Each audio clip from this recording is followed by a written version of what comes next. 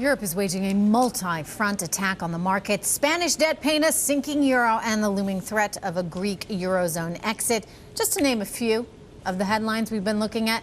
With all the potential perils piling up, how do you make sense of all this danger today? We are playing Pick Your Panic, yes, with an economist and an investor that are here to help us get some clarity on all this chaos. Steve Wood, Chief Market Strategist with Russell Investments, is here with us. And in London, Megan Greene, Senior Economist with Roubini Global Economics, is with us. We also still have Mike standing by as our guest host. So first, starting it off with Megan. Megan, you're over there in London. Do you feel like there's a light at the end of this tunnel? Do you feel like the ECB will step in and do whatever it needs to do at some point to backstop all these losses, or is that just not going to happen? No, I unfortunately think that this crisis has a long way to run. And actually, I think the ECB is the one institution that is poised to step in and help. But I don't think the ECB can step in and erase this crisis entirely. What we need is a complete restructuring of the Eurozone, and the ECB can't do that on its own. So I think we'll be jumping from crisis to crisis for a couple more years. So are you prepared then? Do you think investors should be preparing themselves for a Grexit, that in fact Greece is going to exit the Eurozone, and that then in turn would encourage bank runs throughout the region, beginning namely in Spain immediately after? Well, I do think that we can expect a Greek exit from the Eurozone. I don't think it will be as soon as some are saying. So I think it could happen as early as the beginning of next year. So whatever government comes into power in Greece after the June 17th election, I think we'll find a compromise with the Troika, because it's in everybody's best interest for Greece not to default and exit right now. But eventually, I do think it will. Steve Wood, does she have a point? I mean, everyone is in this together. And at the end of the day, no one wants to see the Greeks exit. No one wants to see what the bank runs might mean for the region. Is there enough will, enough political will to actually get something done?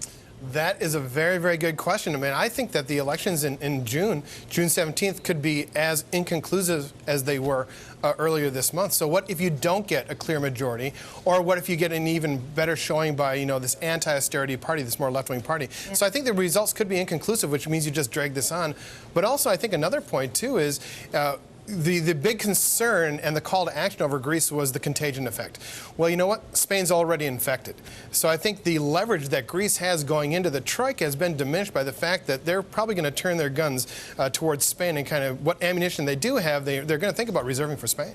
Megan Greene, you're in London, and you're talking to a lot of the people who actually have, in theory, an ability to make a difference and turn this thing around. What actually jumpstarts talks so that something legitimate, something real that European leaders can agree on actually happens? What's the catalyst? What we need is we need a wholesale rethink of the crisis response. So there's talk about a growth compact at the EU level. That will help on the margins, but that won't be a game changer. What we really need is a fiscal union. So I think what we would need is enough drama in the Eurozone. We would need things to get really, really bad in order for any of the core countries to actually think about signing up to any kind of a fiscal transfer union or to Eurobonds. Don't eventually. you mean a political union, Megan? I mean, not just a fiscal union, because the Eurozone is supposed to be that, but you need some kind of political unity so that there's a way to govern all these different places and all these different interests and all these different economies. Yeah, that's absolutely right. So Germany has always been insistent that it's fine with the idea of Eurobonds, but they need to happen at the end of a long process that starts with political union, and we're seeing how well that's going, not very well at all. And then that's followed by a pooling of assets, and finally at the end of it, we'll have a pooling of liabilities in Eurobonds, and that's probably the right way to go about it. But they needed to have started about 20 years ago to get Eurobonds in place in time to keep these countries in the Eurozone. All right, so Megan, what does that mean on the time factor? Do you think it's going to take 20 years to really get something done there? Or might we see something as early as, this time next year?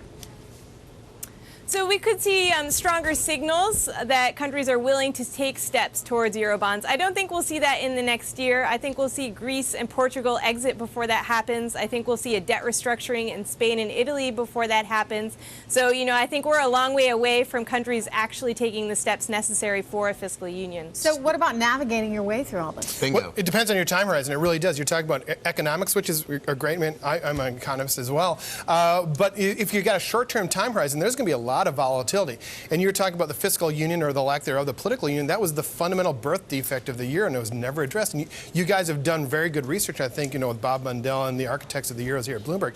But you're going to need to see that, but you're going to have to hit a crisis. Short-term volatility is going to be rather significant. Short-term volatility, so how do you prepare? Do you buy the VIX? Well, you've got $155 billion under management. Yeah. Where are you hiding it? Well, we're not hiding it. What we're looking at is where are the opportunities. Short term, we're positioning the funds for the volatility that's going to happen. But longer term, if you're an investor and move out of the trading environment, I think volatility is giving you some opportunities. If you're looking 2, 3, 4 years out, you're seeing, I think, valuations. We're going to get to extremes.